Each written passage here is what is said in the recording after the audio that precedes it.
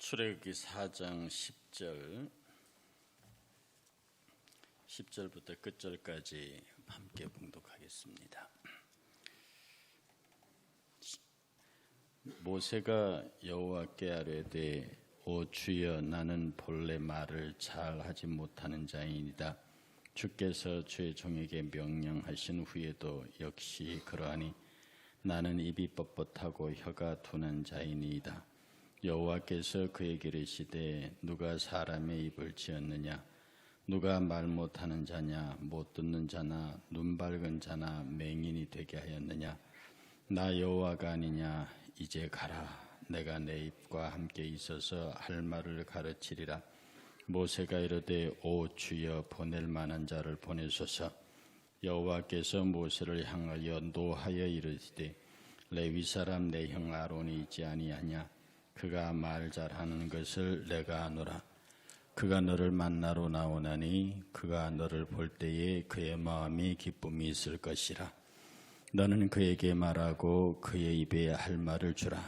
내가 내 입과 그의 입에 함께 있어서 너희들이 행할 일을 가르치리라. 그가 너를 대신하여 백성에게 말할 것이니 그는 내 입이 대신할 것이요 너는 그에게 하나님같이 되리라.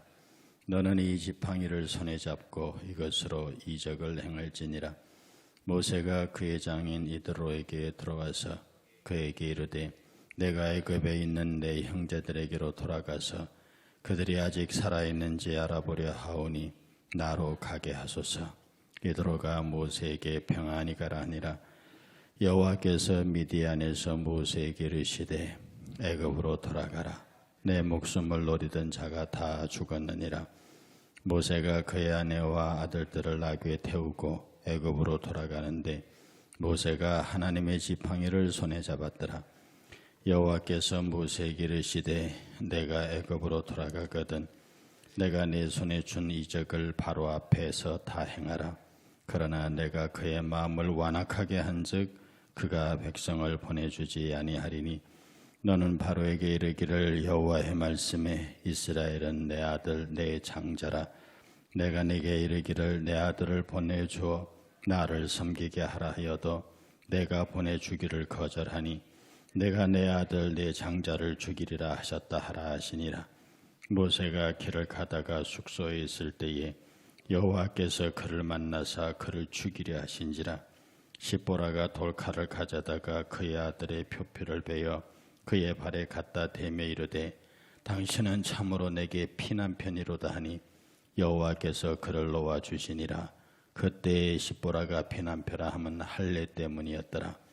여호와께서 아론에게 이르시되 광야에 가서 모세를 맞으라 하시매 그가 가서 하나님의 산에서 모세를 만나 그에게 입맞추니 모세가 여호와께 자기에게 분부하여 보내신 모든 말씀과 여호와께서 자기에게 명령하신 모든 이적을 아론에게 알리니라.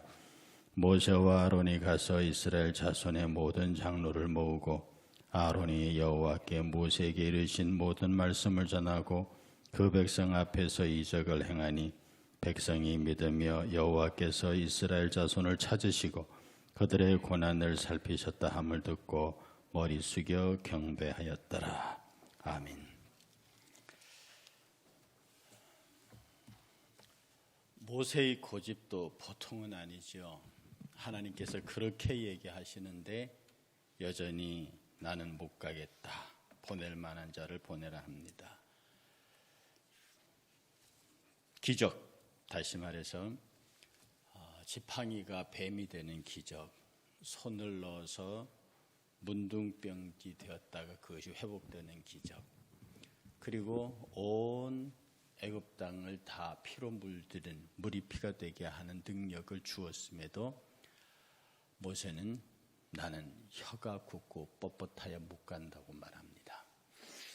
이것이 사실은 모세의 자신 없음입니다. 모세의 교만도 아니고요. 아무리 자기가 생각해도 갈 자신, 바로가 자기를 기다리고 있고 또 여러 가지 애굽으로 돌아가서 자기가 당할 일들을 생각하니 돌아갈 자신이 없는 거죠. 두려움이죠. 그러니까 여기에 표현이 여호와께서 노했다는 표현이 있습니다. 노할 만하죠. 이 정도면 노할 만하죠. 여호와께서 노하셨습니다. 그리고 한 사람을 더 첨가하는데 아론을 첨가합니다. 제가 이 본문을 준비하면서 아론을 깊이 생각했는데 의외로 아론의 역할은 오늘 본문까지였습니다. 그 뒤에 아론이 나오는 장면이 또 아론이 바로에게 말하는 장면이 거의 없어요. 다 모세가 말합니다. 이 아론의 역할은 이스라엘 백성들에게 모세를 다시 소개하고 모세가 한 일이 하나님의 뜻이며 하나님의 계획이며 하나님이 모세와 함께 한다고 하는 사실을 백성의 장로들에게 설득하고 백성들이 정말 우리 하나님이 우리의 기도를 들으시고 우리를 권념하셨구나 라고 생각하도록 만드는 데에 아론의 책무가 있었습니다. 왜냐하면 이스라엘 백성들 사이에서 쫓겨나간 모세를 쉽게 받아주지 못하죠. 예수님조차도 고향에서 환영받지 못했는데 모세가 다시 자기 동족에게로 돌아왔을 때 과연 누가 모세의 말을 듣고 모세가 두려워했던 것은 그것이었어요. 내 백성들이 나를 이해해 줄까? 내 백성들이 나를 받아줄까? 이런 의심이 있을 때에 하나님께서 모세에게 가라. 너의 생명을 찾던 자들이 죽었다. 왜? 네가 살인 사건을 저지를 때 그때의 바로는 죽었다. 너의 생명을 찾는 자가 없다. 가라. 그리고 아론이 너의 백성을 설득할 것이다. 실제로 아론은 모세를 만나가지고 자기 백성에게 모세를 소개하고 정말로 모세를 통하여 하나님이 일하시는구나라고 하는 이스라엘 백성 전체의 의사를 결집하고 이스라엘을 하나로 묶는 데에 큰 역할을 합니다. 그뿐만 아니라 아론은 계속 모세를 수행하면서 모세가 싸우는 현장에 있었고 모세가 손을 들 때 한쪽을 잡는 역할을 했고 그리고 이스라엘 백성들을 안돈시키는 데에 늘 그 자리에 있었습니다. 물론 아론이 큰 실수도 하죠. 모세가 십계명을 받으러 산에 올라갔을 때 백성들의 반란이 두려워서 백성들의 요구가 두려워서 백성들의 불평이 두려워서 금송아지를 만드는 죄도 짓습니다. 그것 때문에 어마어마한 형벌을 이스라엘 백성들이 받게 되죠. 그래서 우리는 아론을 통해서 성도들의 지도자들, 특히 이 아론은 이 장로님들, 교회의 지도자들을 대표하고 있는 성격들입니다. 그래서 어떻게 해야 하나님께서 그 백성들이 복을 받고 그 백성들이 하나님 앞에 평안한지, 어떻게 하면 그 백성들이 벌을 받는지를 아론을 통해서 잘 보여줍니다. 그래서 교회의 모든 지도자들은 아론을 통해서 어떻게 교회에서 백성들 사이에서 말하고 행동해야 하는지를 잘 보여주고 있다 할 것입니다. 그 다음에 또 하나의 특이한 사건이 있습니다. 모세와 그의 아내의 사이입니다. 하나님께서 모세를 보내시거든요. 그 십보라와 함께 장인에게 가서 이제 내 고향 친척에게 돌아가서 내 식구들이 살아있는지를 봐야겠습니다. 이제 돌아가겠습니다. 그런데 장인 이도로가 참 대단한 사람이에요. 이것뿐만 아니라 훗날의 출애굽 과정에서도 이도로의 역할은 큽니다. 전체를 통찰하고 있는 이도로가 가라고 말합니다. 딸 십보라도 같이 보냈죠. 그런데 십보라는 이스라엘 사람이 아닙니다. 이스라엘 사람이 아닙니다. 그러니 이 여자가 할례를 이해할 수가 없는 거예요. 모든 이스라엘 백성들은 할례를 받아야 합니다. 이스라엘 남자들은. 그런데 이 십보라는 자기 아들이 할례를 받아야 한다는 것 자체에 대해서 이게 이해가 되지 않는 거예요. 아마 이 부분에 관해서 많이 싸웠던 것 같습니다. 이 본문은 많이 생략되어 있는데 이 지금 그 자기 아들들이 이 십보라가 보기에는 그 양피를 베는 할례가 굉장히 지금식으로 말하면 야만스럽게 보였던 거예요. 그래서 이 본문의 상당 부분이 생략되어 있지만 하나님께서는 이스라엘 백성들의 엄히 아브라함 때로부터 이 양피를 베는 이 할례는 그들의 전통적 백성의 상징이 되어 있는데 십보라가 이것을 거절했던 것 같아요. 그리고 모세가 그 십보라를 꺾지 못한 것 같습니다. 그런데 출애굽의 여정을 위해서 출발했고요. 그런데 하나님이 그 십보라를 이기지 못하는 모세를 죽이려 하세요. 그러니까 여기에는 상당히 많은 퀘션 마크가 붙는 해석이 따라옵니다. 하나님이 그것 때문에 모세를 죽이려 하시다니. 그런데 분명히 기록하기를 하나님께서 길가 숙소에서 모세를 죽이려 하십니다. 이것에 대한 많은 가장 지지받는 해석은 뭐냐면 출애굽보다도 젖과 꿀이 흐르는 땅보다도 하나님의 말씀을 지키는 것이 더 선행한다는 뜻이. 이것은 여러 가지 생각을 할 수 있겠지만 하나님의 말씀을 따라 믿음의 언약을 행하는 것이 출애굽하는 것이나 가나안 입성하는 것보다 더 중요하다. 그래서 하나님께서 이 가장 소중하고 기초적인 약속을 지키지 않는 모세라면 너는 출애굽을 감당할 수 없다. 그렇게 하나님 입장에서 사정사정 설득해서 보낸 모세일지라도 네가 나의 말을 소중히 여기지 아니하면 너로 하여금 이스라엘 백성들을 이끌게 할 지도자로 세울 수 없다는, 아마 그것을 죽이려 하는 것은 십보라를 설득하기 위한 하나님의 행동으로 보입니다. 그러니까 하나님께서 모세를 딱 붙잡고 죽이려 하니까 십보라가 놀래가지고 돌칼을 가지고 자기 아들, 아마 그 아들을 둘째 아들 엘리에셀로 보여요. 둘째 아들에게 할례를 행하면서 그 양피를 모세의 발에 갖다 대면서 피난편이라는 말을 합니다. 이 피난편이란 말에 대한 의미도 두 가지입니다. 하나는 어찌 이렇게 야만스럽냐, 그러니까 독설, 그러니까 남편에게 행하는 욕이죠. 당신은 피난편이라고 그 부부 싸움 중에서 상당히 독설을 퍼붓는 것이고요. 또 하나의 이야기는 아들의 피 흘림을 통해서 겨우 남편을 구원하게 되었다라고 하는 그런 그 피로 산 남편이라는 뜻을 갖고 있다고 하는데 많은 해석자들이 첫 번째 해석을 따릅니다. 십보라가 표피를 베어서 모세의 발에 갖다 대면서 당신은 내 피난편이다. 그리고 그걸 왜 그렇게 하냐면 이 일을 기점으로 십보라가 돌아가 버려요. 십보라가 모세와 동행하지 않고 돌아가 버리고 나중에 이 18장쯤 갈 때 그때 십보라가 다시 이스라엘 대열에 합류합니다. 이 십보라는 여자가 굉장히 대가 세고 고집이 세고, 그런데 하나님께서 그런 아내를 다스리지 못하는 모세를 죽이려고 하셨어요. 그때서야 십보라가 자기 고집을 꺾고 하나님의 뜻을 행하면서 여전히 자기는 살아서 그냥 자기 아버지 이도록에 가버립니다.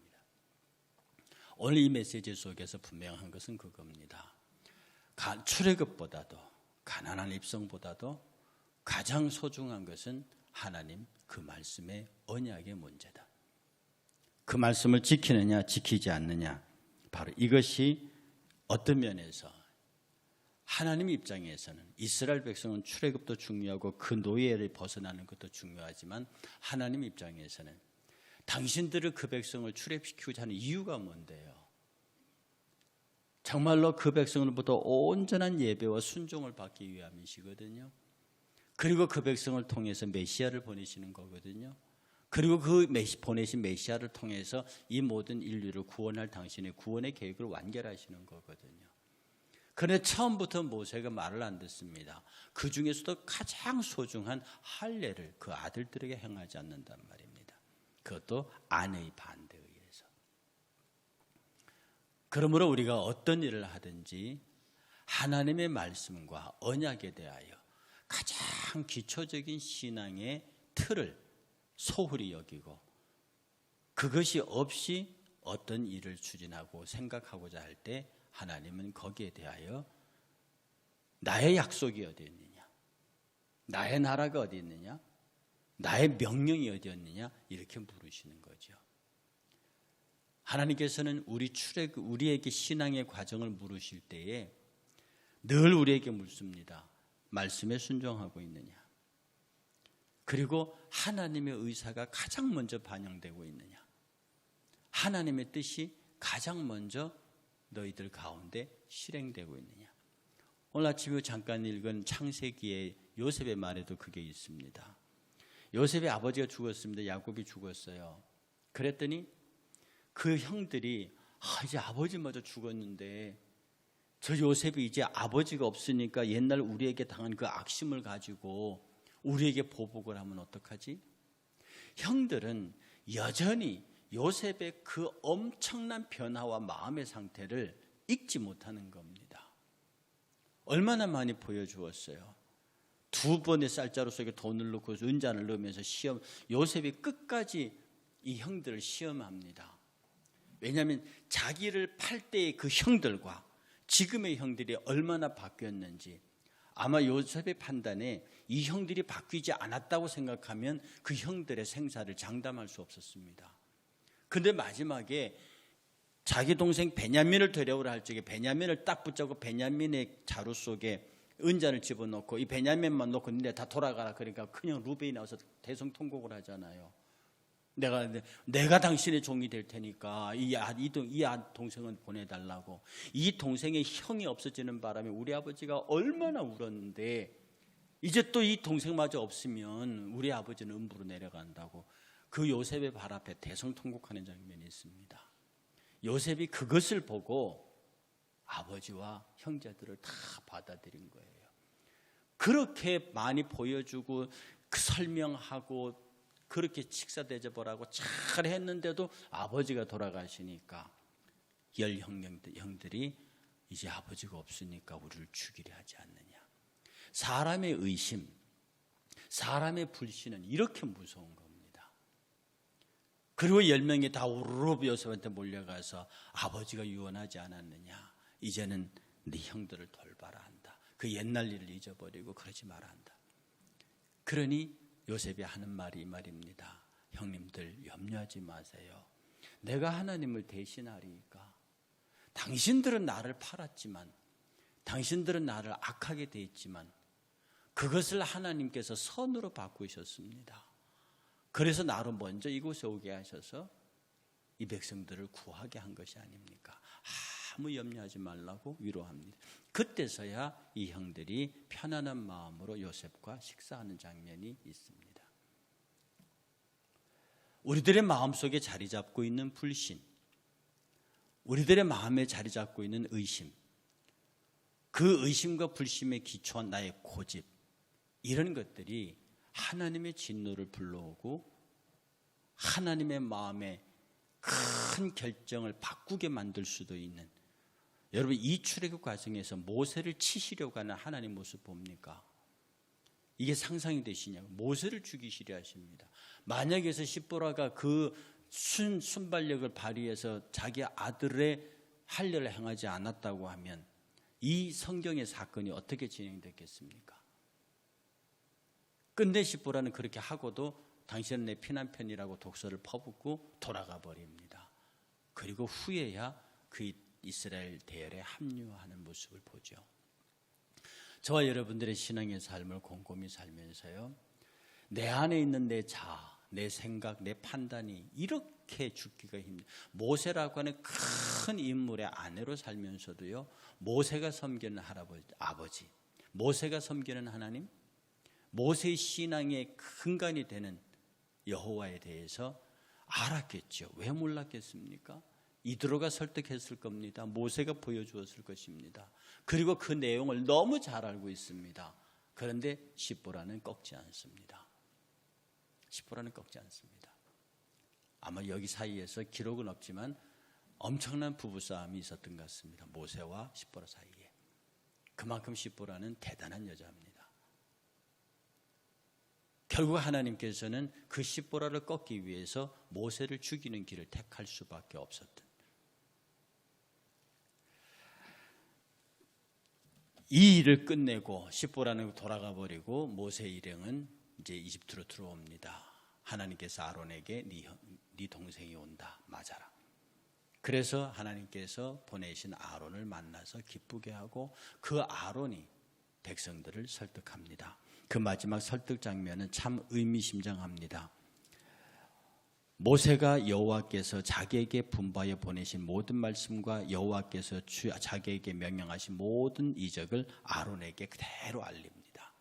하나님이 모세에게 말했거든요. 너는 아론에게 말해라. 너는 아론에게 하나님같이 될 것이다. 그러니까 너의 말은 곧 하나님의 말이 되고 그 말을 아론이 중개할 것이다 이 말이거든요. 그래서 아론이요, 모세와 아론이 가서 이스라엘 자손의 모든 장로들을 모으고 아론이 여호와께서 모세에게 이르신 모든 말씀을 전하고 그 백성 앞에서 이적을 행했습니다. 그랬더니 백성이 믿었습니다. 백성이 믿고 여호와께서 이스라엘 자손을 찾으시고 그들의 고난을 살피셨다 함을 듣고 머리 숙여 경배하고 이때부터 본격적으로 출애굽을 준비합니다. 아론과 모세는 바로와 싸우러 나가고요. 백성의 장로들은 이스라엘 전 백성들에게 이제 출애굽의 때가 임박하였음을 준비하게 합니다. 의외로 이스라엘 백성은 굉장히 조직적입니다. 이스라엘 백성들이 12지파라고 하는 기본적인 조직을 갖고 있을 뿐 아니라 장로들의 그 백성들의 장로라고 하는 이 재판 체계를 갖고 있었고요. 이 재판 체계라고 하는 것은 우리식으로 말해 입법, 사법, 행정의 모든 권한을 장로들이 쥐고 있었습니다. 그러니 장로들이 그 백성들을 일제히 통솔하고 지파별로 단속해서 그러니까 이 200만이 되는 사람들이 일순간에 출애굽할 수 있는 그 출애굽이 가능한 거예요. 제가 지난번에 말씀드렸지만 당나라 그 수나라 대군이 고구려를 침략할 적에 정예병 그다음에 후속병 들어서 300만이 출발해. 그 다 출발하는데 6개월이 걸렸습니다. 그리고 완전히 끝나는 데만 마지막 때가 출발하는 데가 2년이 걸렸다고 그러죠. 어마어마한 출발입니다.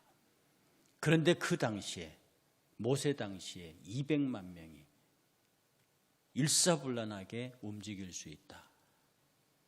그것은 지금에도 200만이 한꺼번에 움직이는 것은 결코 간단하지 않습니다. 이렇게 통신과 교통이 발달한 이 시대에도 200만이 움직인다는 것은 결코 간단한 일이 아닙니다. 그런데 그 당시에 지금으로부터 3000년 전에 200만 명이 육성과 육성으로 이동한다. 그것도 광야로. 그것은 우리가 쉽게 성경의 이야기라고 하지만 돌이키면 이건 상상도 할 수 없는 대이동이에요. 그런데 그 이스라엘 민족은 대호 흩트리지 아니하고 일사불란하게 나갑니다. 지파들 중심으로 그 지파를 리더하고 있는 장로들을 중심으로 그렇게 해서 이스라엘 백성은 움직입니다. 이 역할을 아론이 해냈어요. 모세는 하나님과 더불어 직접적으로 교제했고 아론은 백성의 장로들과 더불어서 그래서 하나님께서는 아론과 아론의 후손들을 제사장 반열에 세웁니다. 오늘 이 사건들을 통해서요 우리가 아침에 잘 적용해야 될 것은 입이 뻣뻣하다, 나는 이것저것 못한다라고 하는 핑계를 어떤 이유로든지 거두어야 합니다. 하나님이 화내십니다. 마지막에 하도 그러니까 하나님께서 노하시죠. 우리가 사명을 놓고 일을 놓고 우리의 고집 때문에 하나님을 노하게 하면 안 됩니다. 하나님이 여러에게 부탁하신 일, 하나님이 여러분에게 명령하신 일을 놓고 이 핑계 저 핑계로 하나님을 노하게 하면 안 되고요. 두 번째, 아론의 역할에 관하여서 우리는 깊이 생각하며 아론이 그의 모든 것을 다해서 하나님의 뜻을 이루어내는 그 출애굽의 역사에서 아론의 역할은 결코 작다 할 수 없습니다. 하나님과 바로를 향하여서는 모세, 이스라엘 백성들을 향하여서는 아론의 역할이었습니다.